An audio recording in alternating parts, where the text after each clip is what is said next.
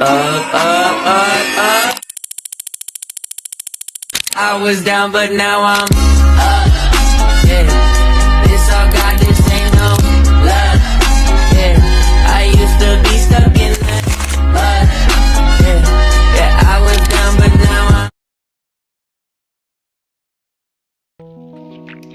I'm. Hello everyone, it's so good to see you on here today.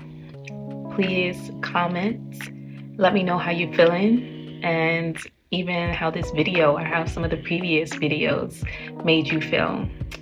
So today I'm going to get right into it. We are talking about showing up for yourself.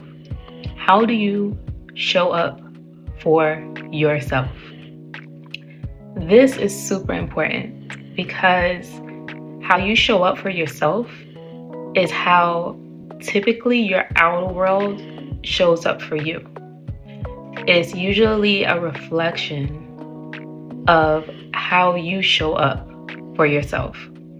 So, for instance, in my business, there are different people that may do a particular thing, like show up late or not take it as serious or whatever it may be. And sometimes this can be a reflection, how am I showing up in my own business? This can be really shown in really every way in our life. You probably heard the statement before, how you do one thing is how you do another. And I can think this was always true. However, there's a lot of truth to it. If you start to really pay attention, there is a lot of truth to this. Are you someone who tends to rush all the time? If you are, then you will tend to notice your outside world will tend to always feel very rushed and off and, just the rushness of it. When somebody could be doing the same thing as you and they don't feel as rushed. Why? Because they choose to take their time. So their outside world reflects this. And I can even tell this, like when I used to work in retail, there were times because automatically you are rushed in that type of environment. And I'm not taking that from anybody in retail. However, there are times when you can choose that I'm going to take my time anyway. And what you will notice is that sometimes you may get 2 extra things done in the rushed energy that you had, but you will most likely get the same amount of work done. And it would just be another energy behind it. And I'm not saying intentionally move like a snail where it is you not doing your best, but I'm also saying that you can still do your best in a more elegant and slow type of performance, and that be okay too. So these are just examples of showing up for yourself. Are you always late?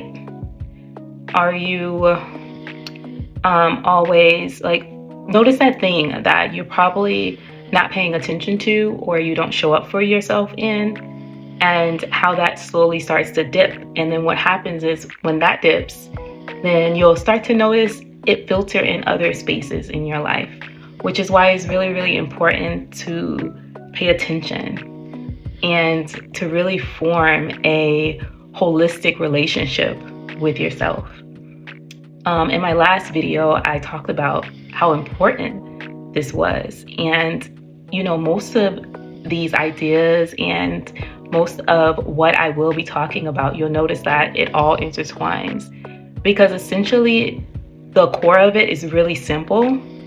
However, because of the world that we live in and our conditioning and our environment, it makes a lot of these core simplicities, that it makes it seem very difficult. And it also not only seems difficult, it is difficult.